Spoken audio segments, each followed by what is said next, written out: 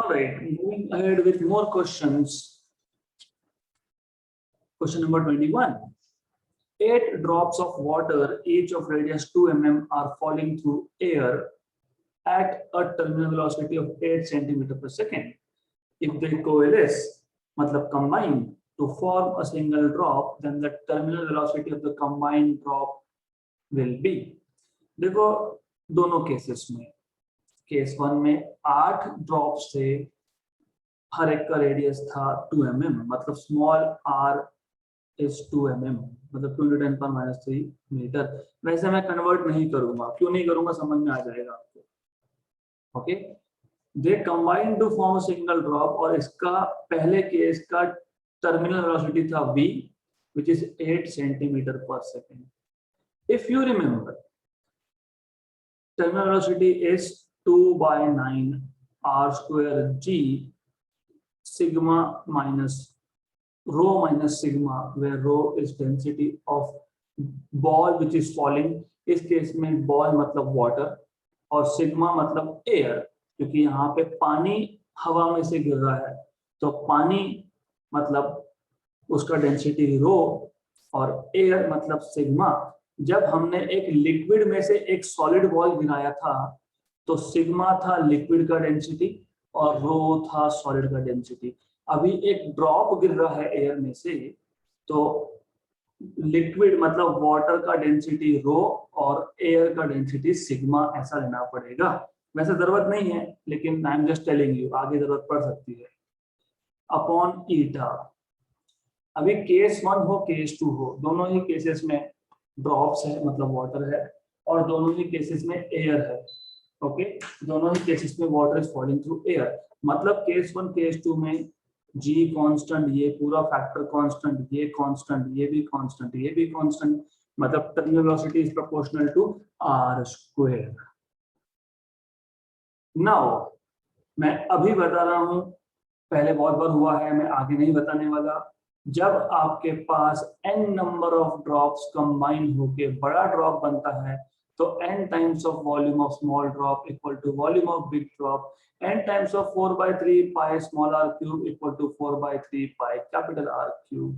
4/3 pi 4/3 pi गया, तो n small r cube equal to capital R cube. Correct, मतलब in short capital R is n raised to 1/3 times of small r, ये पता होना चाहिए।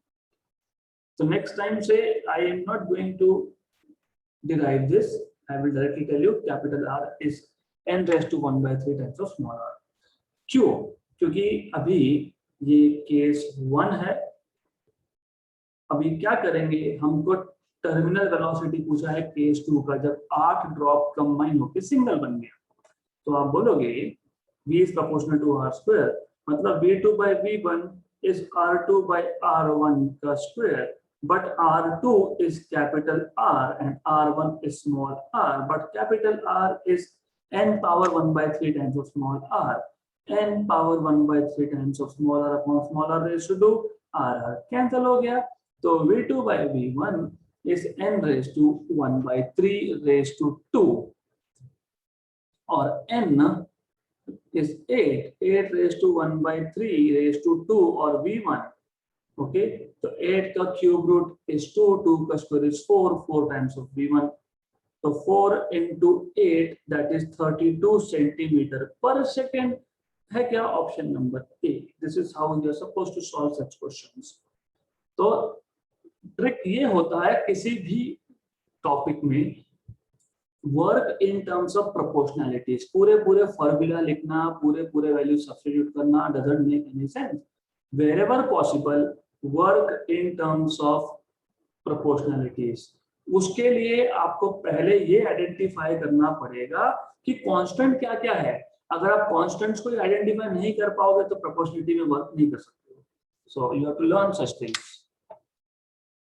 Next question, water is conveyed, conveyed मतलब एक जगह से दूसरी जगह पे लेके जाना, through a uniform tube of 8 centimetre in diameter. Okay, and 3140, look at number 3140, have you seen somewhere 3.14 pi, मतलब इस इक्वेशन में पाई आने वाला है।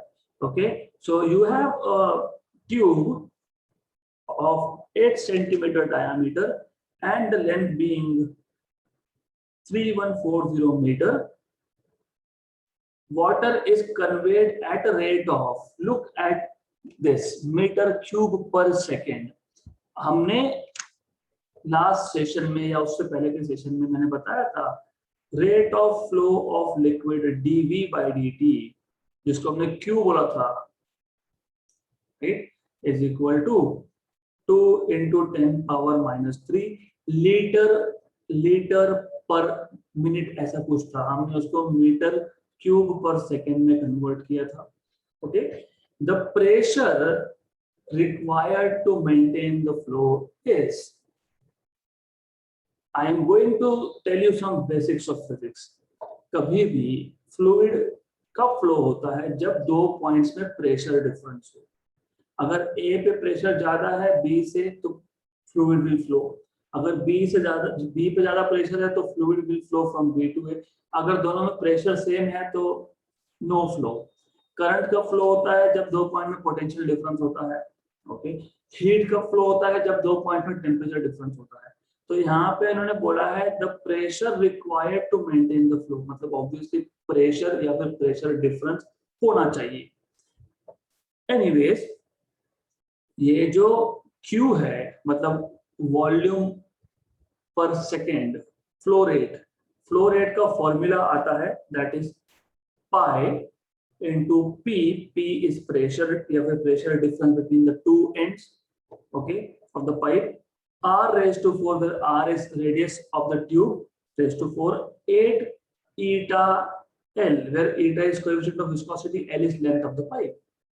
Length of the pipe आपको दिया ही है, they have given you what is length of the pipe, 3140 दिया हुआ है आपको।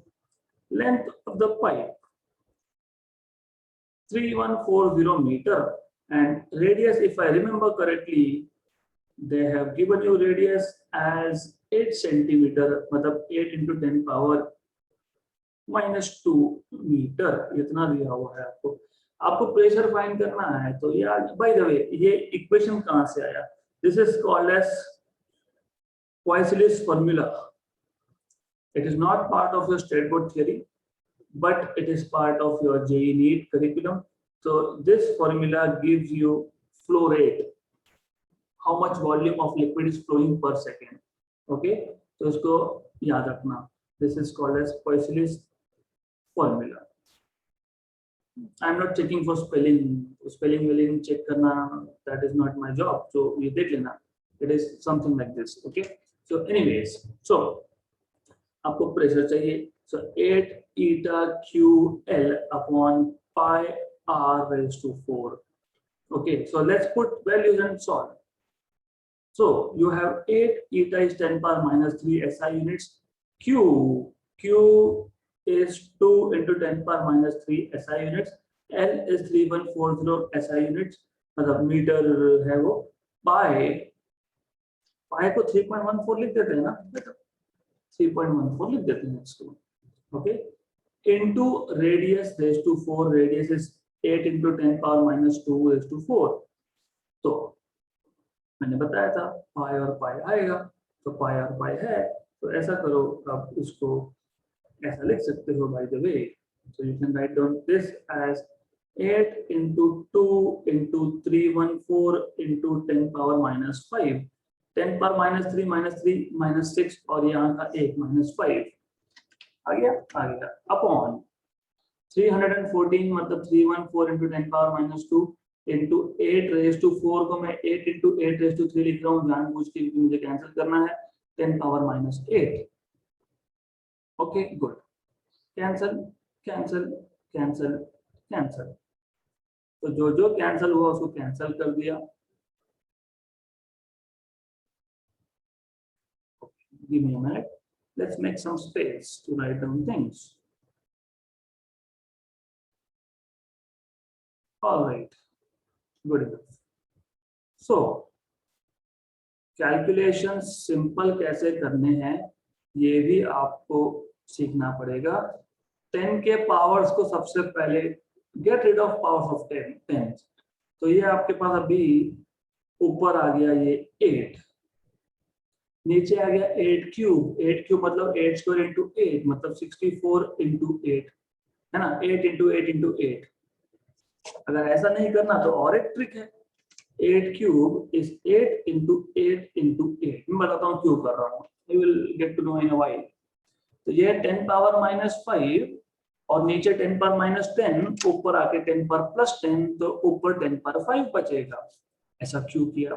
ऐसा मैंने इसके लिए किया 1/8। अगर आपको याद है 1/2 इज 0.5, 1/4 इज 0.25, 1/8 इज 0.125, इसलिए मैंने ऐसा लिखा है। तो मैंने इसको इसलिए ऐसा लिखा है कि 1/8 क्यूब जो होगा दैट इज 0.125 का क्यूब, तो 2 इंटू 0.125 का क्यूब है ना, इंटू 10 पावर 5। ऐसा क्यों किया? डू यू रिमेम्बर कल मैंने आपको, कल या फिर परसों के लेक्चर में I told you how to find out square of numbers ending with 5। तो ये आ गया आपके पास। So exactly you should know for this reason कि why you have to do calculations this way, क्योंकि ये 125 का क्यूब है, इसको सॉल्व करो और 10 पावर माइनस 3 आएगा, उसको सॉल्व करो। तो calculations I am keeping this for you because you have to start doing calculation by yourself. तो सॉल्व वॉल्व करने के बाद what I am expecting is you should get option number A। तो ऐसा मिलना चाहिए, बाकी कैलकुलेशंस आप खुद करोगे। तो what was important? Formula. What is Q? It is flow rate. What is flow rate? Volume of liquid flowing per unit time. एक सेकंड में कितना वॉल्यूम फ्लो हो रहा है, that is Q. Pi P R raise to 4 upon 8 eta L. So P is equal to 8 eta Q L upon pi R raise to 4। Put values, solve, that's it. अगला question, a square plate 0.1 meter side moves parallel to second plate. It is important. Parallel, ये word important है. With a velocity of 0.1 meter per second, both plates being immersed in water. This is also important. If the viscous force is 0.002 Newton, coefficient of viscosity 0.001 twice the distance between the plates is. Excellent. So ऐसा है. First of all, you have water. So you have water. I will just make it little big. आपको पता है any liquid can be assumed to be made up of number of layers. Okay, so I can assume water to be made up of number of layers.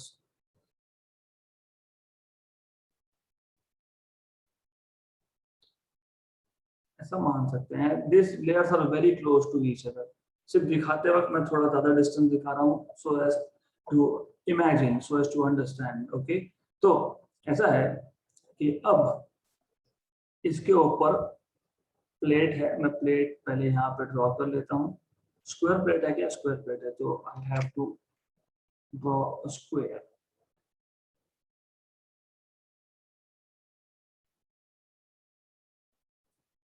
Something like this. So you have a square plate.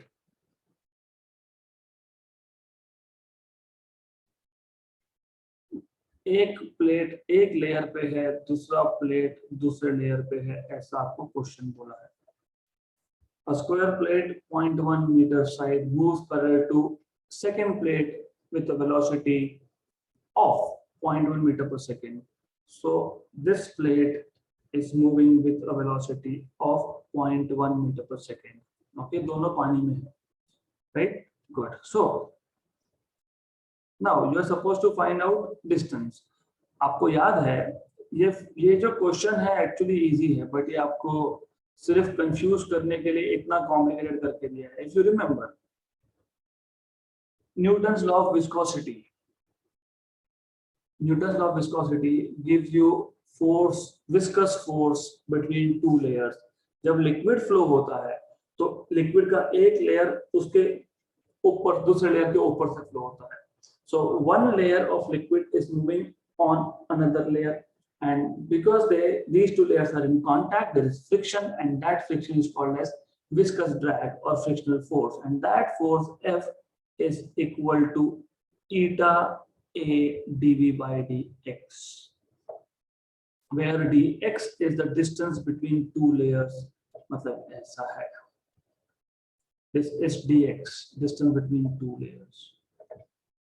और अगर मैं मान लेता हूं कि नीचे का plate move ही नहीं हो रहा, ऊपर का प्लेट v वेलोसिटी के साथ मूव हो रहा है, तो difference in velocity between these two plates is dv, क्योंकि ऐसा ही आप बोलते हो कि बॉटम मोस्ट लेयर मूव नहीं हो रहा है, फिर ऊपर का लेयर थोड़ा हाई स्पीड से मूव होगा, फिर उसके ऊपर का लेयर और हाई स्पीड से मूव होगा, so on so fourth.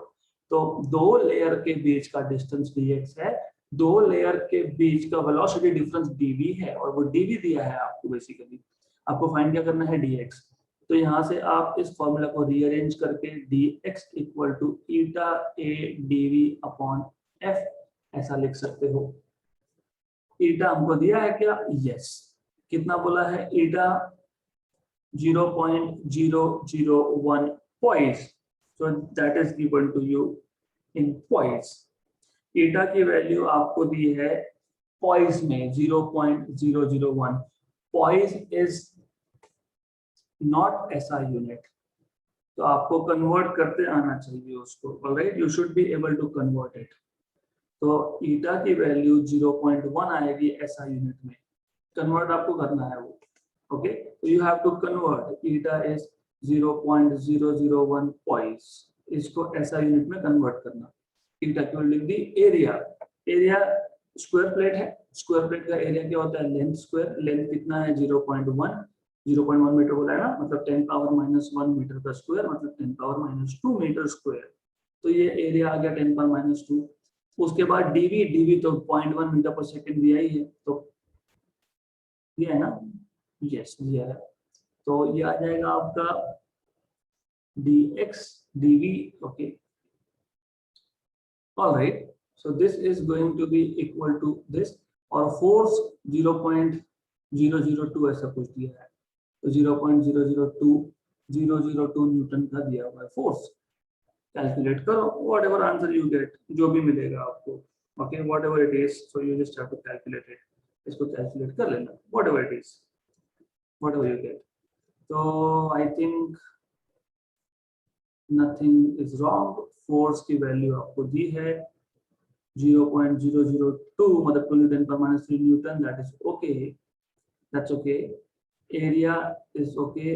This is eta is 0.001. poise to SI unit, यहाँ पे मुझे चेक करना पड़ेगा. Just a minute. तो कैलकुलेशंस आपके लिए मैं रख रहा हूँ वापस. This is all correct, no issues with this. तो कन्वर्जन का कोई इशू नहीं है, no issues with conversion over here. तो find out dx, so whatever it is, you just have to work it out. Okay, ऐसे जो questions है जिसमें फॉर्मूला इजी है, सिर्फ आपको कैलकुलेशंस करने हैं, वो आपको खुद तो करना है. ओके, जहां पे if the concept is new और the question is little higher level, I will do everything for you. Next question, a drop of water of radius, radius दिया है आपको, वाटर का ड्रॉप है. So you have a water drop जिसका radius आपको दिया है r, that is 0.0015 mm. इसको पहले मैं मीटर में कन्वर्ट कर लेता हूँ क्योंकि आंसर सारे के सारे मीटर पर सेकेंड में है, तो कन्वर्ट कर लेंगे. तो पहले तो ये 15 × 10⁻⁻⁴ ये, फिर mm का मीटर में मतलब 10⁻⁻3, और तो 15 × 10⁻⁷ metre. This drop of water is falling in air. Density of water is 1000 kilogram per meter cube. It is falling through air. Density of air is 1 kilogram per meter cube. Okay. If the coefficient of viscosity of air, eta being 2 × 10⁻⁵ kilometer, ये आगे दिया हुआ आपको. Okay. So this is something again very interesting. ये क्या दिया है ये आपको आइडेंटिफाई करना है, but I as far I can tell you This is not kilometer, this is kilogram. Why? Coefficient of viscosity अभी हमने देखा. Coefficient of viscosity eta is अभी यहाँ पे लिखा आपने F upon A dV by dx. F is force. Force is kilogram meter per second square. Area is meter square. Velocity is meter per second upon distance is again meter. Meter cancel. एक ये cancel. एक ये cancel. तो kilogram metre second ऐसा आएगा. See, I told you it is kilogram metre second per metre per second. तो यहाँ पे प्रिंटिंग मिस्टेक है. It is not kilometre per metre per second, it is kilogram per metre per second. मतलब ऐसा unit में है वो. और आपको पता है कोएफिशिएंट ऑफ विस्कोसिटी का ये ऐसा unit kilogram per metre per second आता है. ओके, इसको पास्कल सेकेंड भी बोलते हो आप. This is pascal second basically, right. तो ईटा आपको पता है. आपको पूछा है terminal velocity of the drop. Okay, G की वैल्यू 10 लेनी है ऐसे बोला है नीचे. टर्मिनल वेलोसिटी कैसे निकालते हो? 2/9 r square g rho minus sigma upon eta. 2/9 r square 15 into 10 power minus 7 का स्क्वायर. g की वैल्यू 10. 1000 में से एक गया upon eta. Eta is 2 into 10 power minus 5. 2 cancel. 15 का स्क्वायर 225. 10 पावर माइनस 7 का माइनस 14 इंटू 10. अभी इंडियन ओशन में से मैं एक बॉटल पानी भर के लाया, क्या फर्क पड़ा? कुछ नहीं पड़ा, है ना. 1000 में से एक निकाल दिया तो क्या ही फर्क पड़ने वाला है. तो उसको 1000 ही लिखो. तो don't write it like 999. Calculations complicated हो जाएंगी. अगर आपको लिखना है आप लिखो, but I would suggest write down 10 power 3, क्योंकि रफली तो वही है. Okay, upon 9 into 10 power minus. So this is 225/9. Okay, 10 power minus 14 और ऊपर ये प्लस 4 है और नीचे का माइनस 5 ऊपर जाके प्लस होगा. तो 9 प्लस हो जाएगा 10 का पावर ऊपर और माइनस 14 मतलब 10 पावर माइनस 5 आएगा. इन शॉर्ट 25 1 जा 25, 25 9 जा 225 1 जा. तो ये आप कर सकते हो, है ना. You can simply do this. तो ये आ गया आपका 25 into 10 पावर माइनस 5 मतलब 2.5 into 10 power minus 4. Option number C. This is how you can solve this particular question. Easy question था, calculations भी simple थे, no problem at all. This question you need to pay attention. Important question है, बहुत अच्छा question है और ये पता होना चाहिए. So, what they are telling you is a concrete sphere of radius capital R has a cavity of radius small r. हमारे पास एक concrete sphere है. We have a concrete sphere like this. Cavity, पहले तो इसका radius r है. It has radius r, capital R. Cavity मतलब अंदर पोकल होना. दांतों में भी कैविटी होता है, वैसे इसमें भी cavity. Cavity means you have a hole inside here. मान लो ऐसा कैविटी है जिसका रेडियस स्मॉल r है. तो radius of this cavity being small r, okay, which is packed. ये जो कैविटी है it is packed with sawdust. तो इसको हमने सॉडस्ट के साथ पैक कर दिया. समझ लेना ये सॉडस्ट है. तो इस कैविटी को हमने फिल कर दिया with sawdust.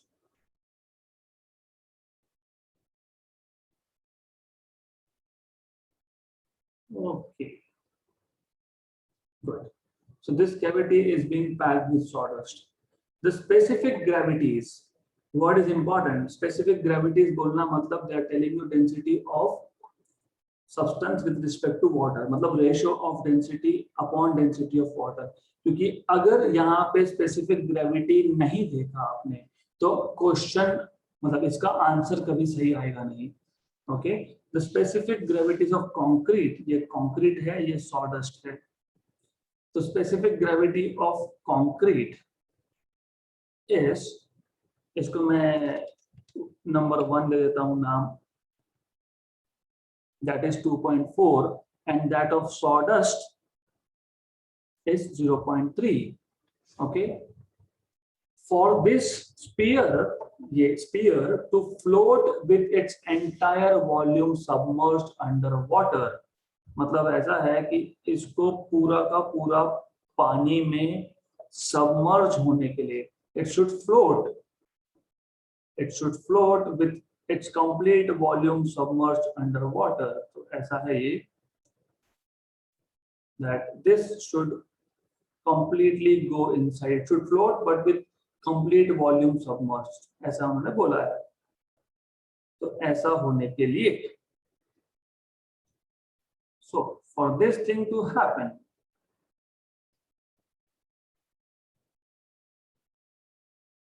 ratio of mass of concrete to mass of sawdust will be, what is ratio of mass of concrete to that of sawdust, मतलब m1 by m2 का ratio पूछा है.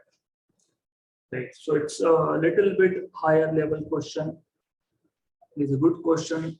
For to solve this question, you need to know there is something called as principle of flotation. So according to principle of flotation,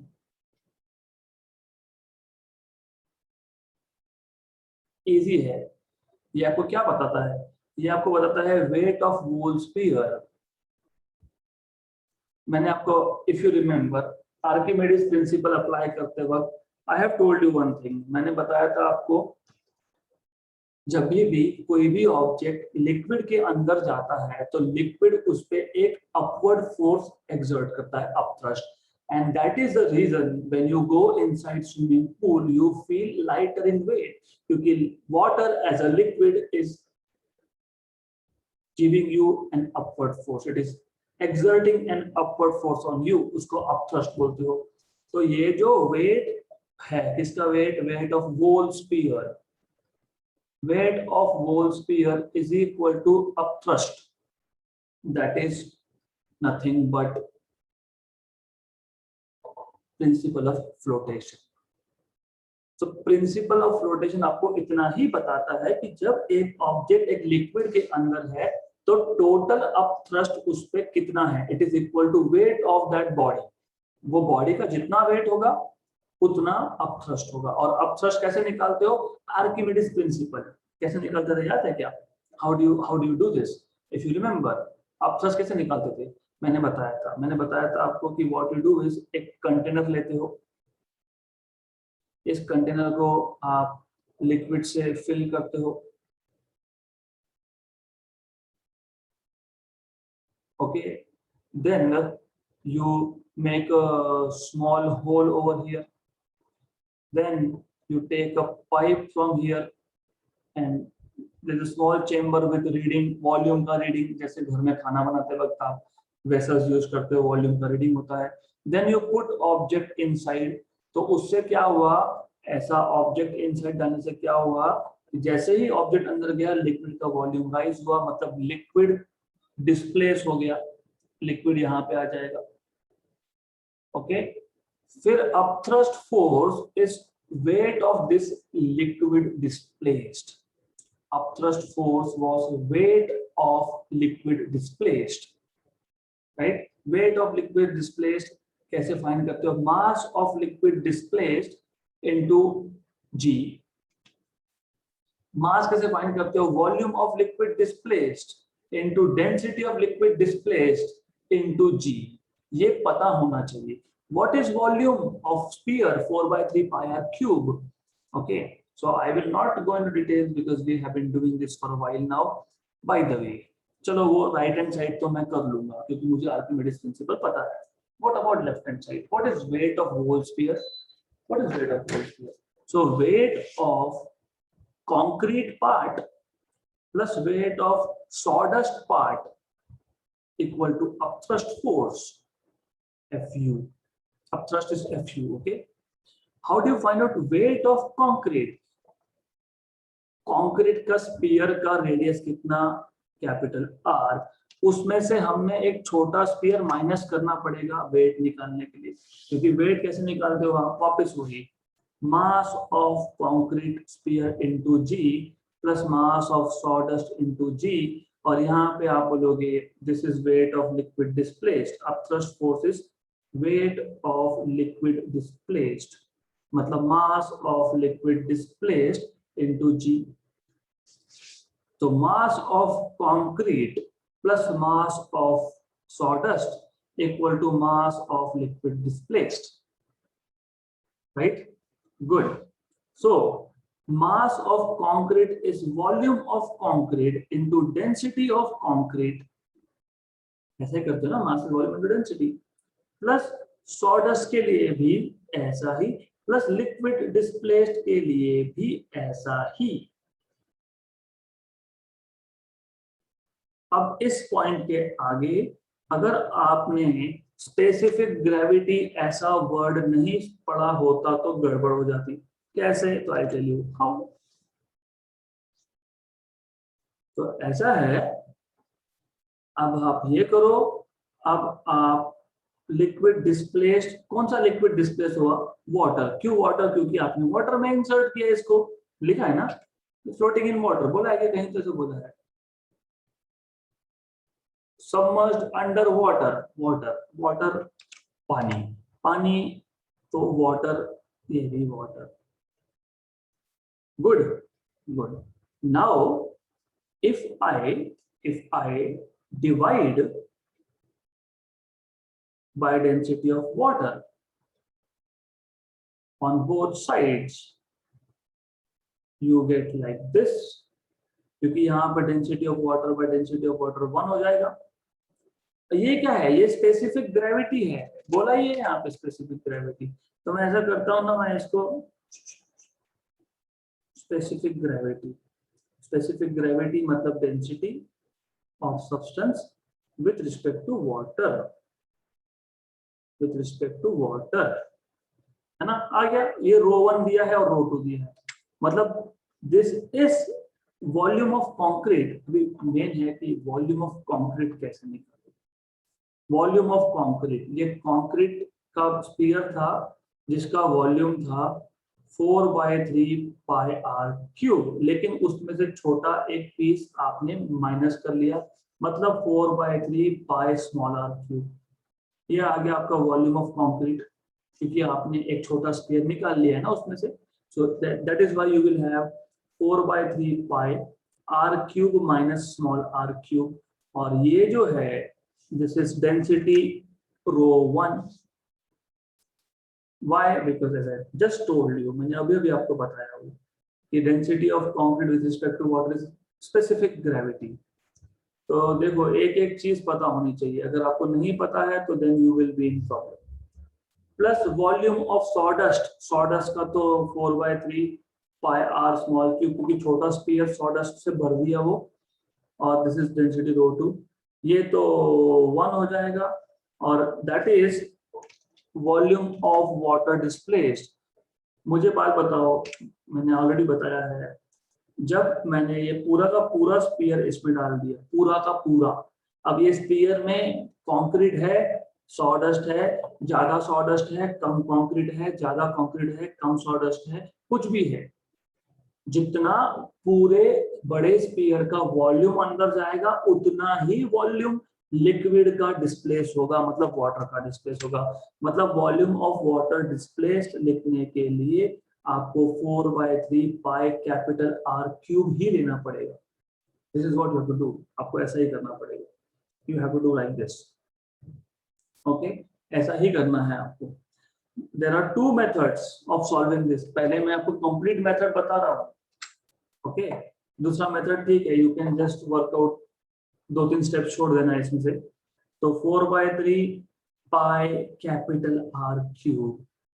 अभी क्या है कि 4/3 पाई यहाँ पे भी कॉमन और यहाँ पे भी है, तो cancel out, common and cancel. तो ये आपको मिल जाएगा R cube minus small R cube rho 1 plus small R cube rho 2 equal to capital R cube. यहां तक आ गया, right. What you wanted to do is, आपको क्या चाहिए था, आपको चाहिए था मास का रेशो। ओके, तो ये चीज मैं भी यहां से डिलीट कर देता हूं। आपको चाहिए था मास का ratio. Mass is volume upon density. तो आपको ऑलरेडी प्रोपोर्शनैलिटीज पता होने चाहिए। You should always no proportionality, right. So in any case मैं ऐसा करता हूँ, इसको फर्दर सिंप्लीफाई कर लेते हैं। इसको फर्दर सिंप्लीफाई करने से क्या होगा, ये आ जाएगा rho 1 R cube minus rho 1 small R cube plus R cube rho 2 equal to capital R cube, right. तो इसमें से हम क्या कर सकते हैं, I can write down this as, जो जो आपको कॉमन निकालना है उसको निकाल लो। What you can do is you can say rho 1 R cube minus R cube, सिर्फ इसको शिफ्ट किया, दैट्स इट, इसको शिफ्ट किया, ओके। और इन दोनों को भी शिफ्ट कर दिया, तो rho 1 capital R cube minus rho 2 capital R cube.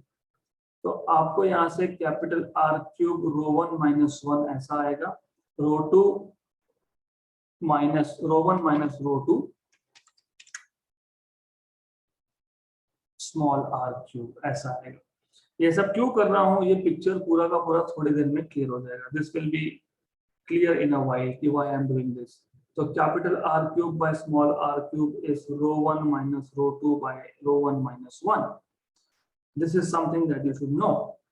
अब आपको कंपोनेंडो ये मेथड पता अगर है, तो R cube minus small R cube upon small R cube, numerator by denominator को कंपोनेंडो अप्लाई करने के बाद numerator minus denominator upon denominator, तो numerator minus denominator upon denominator, this is what you do componendo, right. Okay, इससे क्या हुआ, इससे आपको सिंप्लीफाइड वर्जन मिल गया। तो what you have is R cube minus R cube by capital R cube is 1 minus rho 2 by rho 1 minus 1। ऐसा मैंने क्यों किया, because I told you what is mass, mass is volume into density. तो mass अगर आपको लिखना है तो वॉल्यूम इनटू डेंसिटी लाना पड़ेगा, but volume is proportional to R cube, radius cube into density, है ना। वॉल्यूम 4/3 पाई आर क्यूब, तो रेडियस क्यूब इनटू डेंसिटी है क्या, रेडियस क्यूब है। और यहाँ पे ये क्यों लाया हमने, ये इसलिए लाया हमने क्योंकि आपने कंक्रीट में से छोटा पार्ट निकाल लिया था, तो capital R cube minus small R cube होना चाहिए वहां पे। तो अब मैं क्या करूंगा, अब मैं ऐसा करूंगा, इसको न्यूमरेटर को मैं रो 1 से और डिनोमिनेटर को मैं रो 2 से मल्टीप्लाई कर लूंगा दोनों साइड्स पे। मैं फुल फ्लेक्स मेथड बता रहा हूं क्योंकि शॉर्टकट एग्जिस्ट करता है, but then you may get mess up somewhere, right. But this is mass, जो यहाँ पे आप देख रहे हो, but mass is proportional to volume into density. Therefore, mass of concrete, which is m1, mass of sawdust equal to volume. Volume is proportional to radius cube into density. तो यहाँ जो आया आपके पास r cube minus small r cube rho 1 upon r cube rho 2, this is density, this is mass of concrete part, this is mass of sawdust part, और ये आपका आ गया यहाँ पे formula ready, 1 minus rho 2 into rho 1,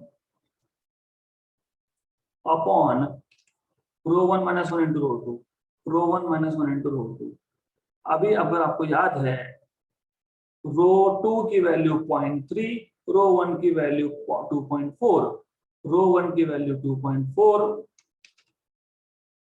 और रो 2 की value 0.3, तो 0.7 into 2.4 upon 1.4 into 0.3, तो 7/3 24/14, 1 जा 2 जा 1 जा 8 जा 4 आ गया answer, option number B. Question बहुत लेंदी था, I was thinking to skip this because CET में इतना नहीं आता है, बट क्वेश्चन इंटरेस्टिंग है, तो you should actually try to do this. So for CET you may safely skip, but I suggest कि ऐसे concepts पता होने चाहिए. Okay, good. तो क्या किया हमने? Concrete sphere, capital R cube radius, उसमें छोटा पार्ट निकाल दिया, वहां पे जो वैक्यूम है मतलब खाली स्पेस है वहां पे सॉडस्ट भर दिया, इस पूरे स्फीयर को उठा के हमने डाल दिया पानी में, और आपको पूछा है what is the ratio of mass of concrete to that of solid. Law of flotation, weight of whole sphere equal to upthrust, weight of whole sphere is made up of concrete plus sawdust, upthrust मतलब weight of liquid displaced, Archimedes principle. तो आपको मिल गया ये equation. What is weight, mg, तो ये मिल गया, right, जी cancel हो गया, ये मिल गया। What is mass, volume into density, correct, okay.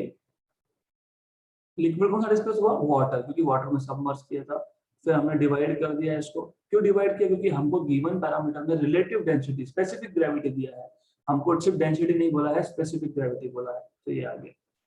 फिर what is volume of concrete, 4/3 pi R cube minus जो छोटा पार्ट निकाल दिया 4/3 pi small R cube, okay.